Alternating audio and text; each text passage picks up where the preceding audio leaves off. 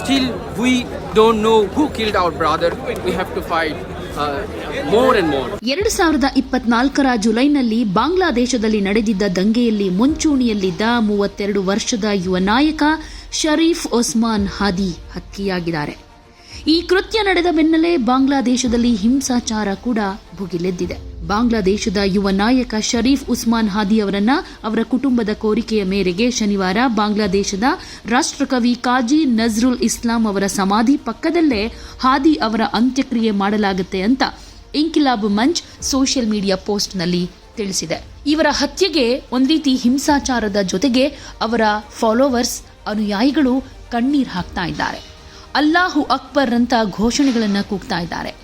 ಹಾಗೆ ಕಣ್ಣೀರಿಡ್ತಾ ಇವರ ಸಾವಿಗೆ ಮರುಗ್ತಾ ಇದ್ದಾರೆ. ಯಾರು ಇವರನ್ನ ಸಾಯಿಸಿದ್ರು ಅನ್ನೋದು ನಿಜಕ್ಕೂ ಗೊತ್ತಿಲ್ಲ ಅನ್ನೋ ಮಾತನ್ನು ಕೂಡ ಕೆಲವರು ಹೇಳ್ತಾ ಇದ್ದಾರೆ. ಇದೇ 2025ರ ಡಿಸೆಂಬರ್ 12ರಂದು ಬಾಂಗ್ಲಾದೇಶದ ಯುವ ನಾಯಕ ಹಾಗೆ ಇಂಕಿಲಾಬ್ ಮಂಚ್ ಸಂಘಟನೆಯ ಸಂಚಾಲಕರಾಗಿದ್ದ ಶರೀಫ್ ಒಸ್ಮಾನ್ ಹಾದಿ ಮೇಲೆ ಅಪರಿಚಿತ ದುಷ್ಕರ್ಮಿಗಳು ಗುಂಡಿನ ದಾಳಿಯನ್ನ ಮಾಡಿದ್ರು. ಆರಂಭದಲ್ಲಿ ಢಾಕಾದಲ್ಲಿ ಚಿಕಿತ್ಸೆ ಪಡಿತಾ ಇದ್ದ ಶರೀಫ್ ಆರೋಗ್ಯ ಸ್ಥಿತಿ ಹದಗೆಟ್ಟ ಕಾರಣ ಹೆಚ್ಚಿನ ಚಿಕಿತ್ಸೆಗೆ ಸಿಂಗಾಪುರಕ್ಕೂ ಕರೆದೊಯ್ಯಲಾಗಿತ್ತು.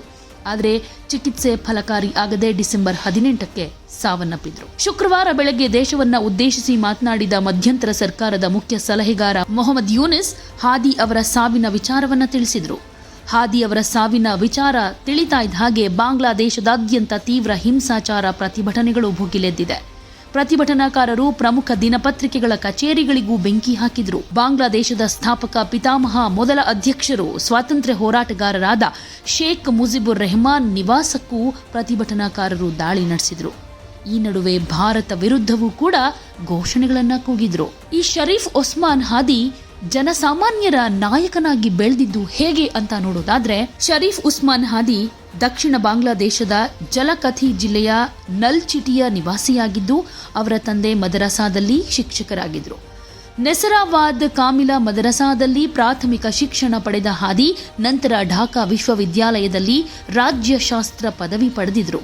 ಆ ನಂತರ ಸ್ಕಾಲರ್ಸ್ ವಿಶ್ವವಿದ್ಯಾಲಯದಲ್ಲಿ ಉಪನ್ಯಾಸಕರಾಗಿ ಕೆಲಸ ಶುರು ಮಾಡಿದ್ರು.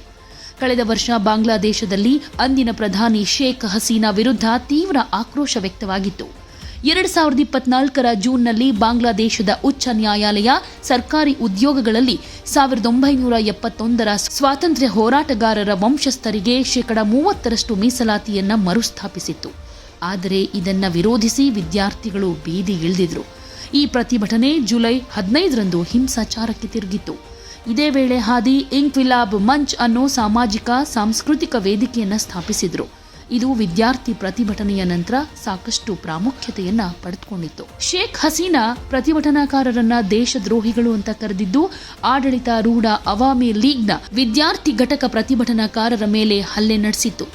ಇವೆಲ್ಲವೂ ಪರಿಸ್ಥಿತಿಯನ್ನ ಮತ್ತಷ್ಟು ಹದಗೆಡಿಸಿತ್ತು. ಈ ಹಿಂಸಾಚಾರದಲ್ಲಿ ಜುಲೈ ಹಾಗೆ ಆಗಸ್ಟ್ ಅವಧಿಯಲ್ಲೇ ಕನಿಷ್ಠ 650ರಿಂದ 1400 ಜನ ಮೃತಪಟ್ಟಿದ್ರು. ತೀವ್ರ ಪ್ರತಿಭಟನೆಗೆ ಮಣಿದ ಪ್ರಧಾನಿ ಶೇಖ್ ಹಸೀನಾ 2024ರ ಆಗಸ್ಟ್ 5ರಂದು ತಮ್ಮ ಸ್ಥಾನಕ್ಕೆ ರಾಜೀನಾಮೆ ಕೊಟ್ಟು ಭಾರತಕ್ಕೆ ಪಲಾಯನ ಮಾಡಿದ್ರು. ಈ ಮೂಲಕ ಹಸೀನಾರ 15 ವರ್ಷಗಳ ಆಡಳಿತ ಅಂತ್ಯವಾಯಿತು. ನೊಬೆಲ್ ಪ್ರಶಸ್ತಿ ವಿಜೇತ ಮೊಹಮ್ಮದ್ ಯೂನಿಸ್ ನೇತೃತ್ವದಲ್ಲಿ ಮಧ್ಯಂತರ ಸರ್ಕಾರ ರಚನೆಯಾಯಿತು. ಪ್ರಸ್ತುತ ಅವರೇ ಮಧ್ಯಂತರ ಸರ್ಕಾರದ ಮುಖ್ಯ ಸಲಹೆಗಾರರಾಗಿ ಕಾರ್ಯನಿರ್ವಹಿಸ್ತಾ ಇದ್ದಾರೆ. ಶೇಖ್ ಹಸೀನಾ ಅವರ ಸರ್ವಾಧಿಕಾರ ಸರ್ಕಾರವನ್ನ ಉರುಳಿಸಿದ ಪ್ರಬಲ ಹೋರಾಟದ ಮುಂಚೂಣಿಯಲ್ಲಿ ಶರೀಫ್ ಉಸ್ಮಾನ್ ಹಾದಿ ಇದ್ರು. ಅಂತಾರಾಷ್ಟ್ರೀಯ ಅಪರಾಧ ನ್ಯಾಯಮಂಡಳಿ ಮಾನವೀಯತೆಯ ವಿರುದ್ಧದ ಅಪರಾಧಗಳಿಗೆ ಹಸೀನಾ ಅವರಿಗೆ ಮರಣದಂಡನೆ ವಿಧಿಸಿರೋದನ್ನ ಉಸ್ಮಾನ್ ಹಾದಿ ಸ್ವಾಗತಿಸಿದ್ರು. ಈ ತೀರ್ಪು ಇಡೀ ಜಗತ್ತಿಗೆ ಮಾದರಿ ಅಂತ ಹೇಳಿದ್ರು. ಇದರ ಜೊತೆಗೆ ಉಸ್ಮಾನ್ ಹಾದಿ ಬಾಂಗ್ಲಾದೇಶದ ಸೇನೆ ಮತ್ತು ಯೂನುಸ್ ನೇತೃತ್ವದ ಸರ್ಕಾರವನ್ನು ಕೂಡ ಟೀಕೆ ಮಾಡ್ತಾ ಇದ್ರು. ಹಾದಿ ಸ್ವಯಂ ಪ್ರೇರಿತವಾಗಿ ಸಾರ್ವಜನಿಕ ಕಾರ್ಯಕ್ರಮಗಳನ್ನು ಆಯೋಜನೆ ಮಾಡಬಲ್ಲ ಸಂಘಟನಾ ಚತುರತೆಯನ್ನ ಹೊಂದಿದ್ರು. ಹಾದಿ ಅವರ ಧೈರ್ಯವನ್ನ ಕಂಡ ಢಾಕಾದ ಯುವ ಪಡೆ ಅವರ ಬೆಂಬಲಕ್ಕೆ ನಿಂತಿತ್ತು. ರಾಜಕೀಯವಾಗಿಯೂ ಹಾದಿ ಅವರಿಗೆ ಭವಿಷ್ಯ ಇದೆ ಅಂತ ಕೆಲವರು ಹೇಳ್ತಾ ಇದ್ರು. ಹಾದಿ ತಾನು ಬಂಗಾಳಿ ಮುಸ್ಲಿಂ ಅಂತ ಹೆಮ್ಮೆಯಿಂದ ಹೇಳ್ಕೊಳ್ತಾ ಇದ್ರು. ಈ ವರ್ಷದ ಆರಂಭದಲ್ಲಿ ಮಾಡಿದ ಅವರ ಭಾಷಣದಲ್ಲಿ 2013ರ ಶೆಹಬಾಗ್ ಚಳವಳಿಯ ಸಮಯದಲ್ಲಿ ಢಾಕಾ ವಿಶ್ವವಿದ್ಯಾಲಯದಲ್ಲಿ ಟೋಪಿ ಧರಿಸಿದ್ದ ನನ್ನನ್ನ ಹೆಫಾಜತ್ ಅಂತ ಕರೆದಿದ್ರು. ಇದು ಉಗ್ರಗಾಮಿ ಗುಂಪು ಹೆಫಾಜತ್ ಇ ಇಸ್ಲಾಂನ ಅವಹೇಳನಕಾರಿ ಸಂಕ್ಷಿಪ್ತ ರೂಪ ಅಂತ ಹಾದಿ ನೆನಪಿಸಿಕೊಂಡಿದ್ರು. ಬಾಂಗ್ಲಾದೇಶದ ಮೇಲೆ ಭಾರತದ ಸಾಂಸ್ಕೃತಿಕ ಪ್ರಾಬಲ್ಯ ಇದೊಂದು ದಕ್ಷಿಣ ಏಷ್ಯಾದ ವಸಾಹತುಶಾಹಿ ಪರಂಪರೆ ಅಂತ ಟೀಕೆ ಮಾಡಿದ್ರು. ಇನ್ನು ಪ್ಯಾಲೆಸ್ಟೈನ್ ಗಾಜಾ ಪಟ್ಟಿಯಲ್ಲಿ ಇಸ್ರೇಲ್ ನಡೆಸ್ತಾ ಇರೋ ಬಾಂಬ್ ದಾಳಿಯ ವಿರುದ್ಧ ಆಕ್ರೋಶದಿಂದ ಮಾತನಾಡಿದ್ರು. ಶೇಖ್ ಹಸೀನಾ ವಿರುದ್ಧದ ದಂಗೆಯನ್ನ ನಡೆಸಿದ ವಿದ್ಯಾರ್ಥಿ ಕಾರ್ಯಕರ್ತರು ಬಾಂಗ್ಲಾದೇಶದ ಪ್ರಮುಖ 2 ರಾಜಕೀಯ ಧಾರೆಗಳನ್ನು ರೂಪಿಸಿದ್ದಾರೆ.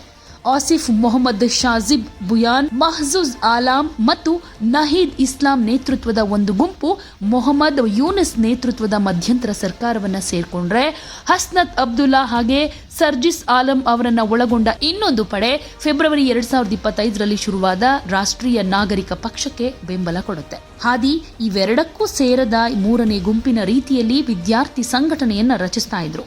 ಹಾದಿ ಜೊತೆಗೆ ಬಾಂಗ್ಲಾದೇಶ ಬಹುತೇಕ ಯುವಪಡೆ ಬೆಂಬಲವಾಗಿ ನಿಂತಿತ್ತು.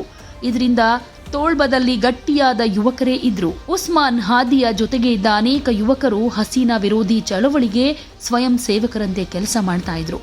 ಇದು ಉಸ್ಮಾನ್ ಹಾದಿ ಅವರ ಸಂಘಟನಾ ಚತುರತೆಯನ್ನ ಎತ್ತಿ ತೋರಿಸ್ತಾ ಇತ್ತು. ಶರೀಫ್ ಉಸ್ಮಾನ್ ಹಾದಿ ಭಾರತವನ್ನ ಟೀಕೆ ಮಾಡ್ತಾನೇ ಇದ್ರು. ಬಾಂಗ್ಲಾದೇಶದಲ್ಲಿ ಭಾರತದ ಮೇಲೆ ಟೀಕೆ ಮಾಡಬೇಕು ಅಂತಾನೆ ಅಮರ್ ದೇಶ್ ಅನ್ನೋ ಪತ್ರಿಕೆ ನಡೀತಾ ಇತ್ತು. ಈ ಪತ್ರಿಕೆಯಲ್ಲಿ ಹಾದಿಯವರು ಭಾರತವನ್ನ ಟೀಕೆ ಮಾಡಿದ್ದು ರಾತ್ರೋರಾತ್ರಿ ಉತ್ಕಟ ಧ್ವನಿಯಾಗಿ ರೂಪವಾಯಿತು. ಇದರಿಂದ ಅವರಿಗೆ ದೊಡ್ಡ ಅನುಯಾಯಿಗಳು ಕೂಡ ಸಿಕ್ಕಿದ್ರು. ಇನ್ನು ಜಿಯಾವುಲ್ ಹಸನ್, ರಫೆ ಸಲ್ಮಾನ್ ರಿಫತ್ ಮತ್ತು ಅಫ್ರೋಜಾ ತುಲಿ ಅವರ ಜೊತೆ ಸೇರ್ಕೊಂಡು ಇಂಕ್ವಿಲಾಬ್ ಮಂಚ್ ಅನ್ನೋ ಸಾಂಸ್ಕೃತಿಕ ಸಾಮಾಜಿಕ ವೇದಿಕೆಯನ್ನ ಉಸ್ಮಾನ್ ಹಾದಿ ಸ್ಥಾಪಿಸಿದ್ರು. ಇದರಿಂದ ಹಾದಿಯವರ ವಿಚಾರಧಾರೆಗಳು ಜನಸಾಮಾನ್ಯರಿಗೆ ತಿಳಿಯೋದಕ್ಕೆ ಶುರುವಾದವು. ಕಳೆದ 16 ವರ್ಷಗಳಿಂದ ಬಾಂಗ್ಲಾದೇಶ ಸಾಂಸ್ಕೃತಿಕ ಫ್ಯಾಸಿಸಂನಿಂದ ಆಳಲ್ಪಡ್ತಾ ಇದೆ ಅಂತ ಹೇಳ್ತಾ ಇದ್ರು. ಇದಕ್ಕೆ ಭಾರತದ ಬೆಂಬಲ ಇದೆ ಅಂತಾನೂ ಟೀಕೆ ಮಾಡ್ತಾ ಇದ್ರು. ಮುಂಬರುವ ಚುನಾವಣೆಗೆ ಢಾಕಾದಿಂದ ಪ್ರಚಾರವನ್ನ ಹಾದಿ ಶುರು ಮಾಡಿದ್ರು. ಢಾಕಾ ಕ್ಷೇತ್ರದಲ್ಲಿ ಹಾದಿ ಅವರು ಬಿಎನ್ಪಿ ಪ್ರಬಲ ನಾಯಕ ಮಿರ್ಜಾ ಅಬ್ಬಾಸ್ ವಿರುದ್ಧ ಸ್ಪರ್ಧಿಸೋದಕ್ಕೂ ತಯಾರಿ ಮಾಡ್ಕೊಳ್ತಾ ಇದ್ರು. 2001-6ರ ಖಲೀದಾಜಿಯ ಸರ್ಕಾರದಲ್ಲಿ ಅಬ್ಬಾಸ್ ಸಚಿವರಾಗಿದ್ರು. ಹಾದಿ ಜನಸಾಮಾನ್ಯರ ನಾಯಕರಂತೆ ಢಾಕಾದಲ್ಲಿ ಕಾಣಿಸಿಕೊಳ್ತಾ ಇದ್ರು. ಡಿಸೆಂಬರ್ 18ರಂದು ಹತ್ಯೆಗೀಡಾದ ಹಾದಿ ಪ್ರಕರಣದ ಪ್ರಮುಖ ಆರೋಪಿ ಫೈಜಲ್ ಕರೀಂ ಮಸೂದ್ಗೆ ಭಾರತ ಆಶ್ರಯ ನೀಡ್ತಾ ಇದೆ ಅನ್ನೋದು ಪ್ರತಿಭಟನಾಕಾರರ ಆರೋಪ. ಮಸೂದ್ಗೆ ಸಹಾಯ ಮಾಡಿದ ಆರೋಪದ ಮೇಲೆ ರ್ಯಾಪಿಡ್ ಆಕ್ಷನ್ ಬೆಟಾಲಿಯನ್ ಸಂಜಯ್ ಚಿಸಿಮ್ ಹಾಗೆ ಶಿಬಿಯಾನ್ ಡಿಯು ಅವರನ್ನ ಕೂಡ ಬಂಧಿಸಬೇಕು ಅಂತ ಪ್ರತಿಭಟನಾಕಾರರು ಆರೋಪ ಮಾಡ್ತಾ ಇದ್ದಾರೆ. ಹಾದಿಯವರ ಮೃತದೇಹವನ್ನ ಶುಕ್ರವಾರ ಸಂಜೆ ಸಿಂಗಾಪುರದಿಂದ ಢಾಕಾಗೆ ತರಲಾಯಿತು.